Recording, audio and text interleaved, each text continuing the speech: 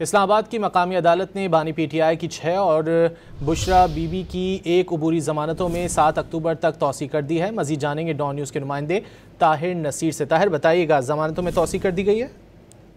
جی بالکل، دیکھیں بانی پی ٹی آئی کی 6 مقدمات اور بشرا بی بی کے 1 مقدمات میں عبوری درخواست ضمانتوں پر آج سماعت کی۔ ایڈیشنل ڈسٹرکٹ اینڈ سیشن جج محمد افضل مجوکا نے درخواست ضمانتوں پر سماعت کی۔ بانی پی ٹی آئی کی 9 مئی اقدام قتل و احتجاج کے مقدمات میں 7 اکتوبر تک ضمانتوں میں توسیع کی گئی ہے۔ بشرا بی بی کے خلاف تھانہ کوسار میں جعلی رسیدوں کے حوالے سے ایک مقدمہ درج تھا، اس پہ دلائل مکمل ہو چکے ہیں، لیکن آج بھی عدالت کی جانب سے بشرا بی بی کی عبوری درخواست ضمانت پر فیصلہ نہ سنایا جا سکا۔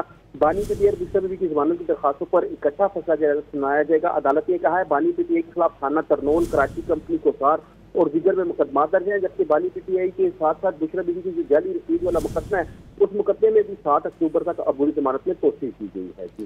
بانی پی ٹی آئی کی 6 اور بشرا بی بی کی 1 عبوری ضمانت میں 7 اکتوبر تک توسیع کر دی گئی۔ بہت شکریہ طاہر نصیر ان تفصیلات کے لیے۔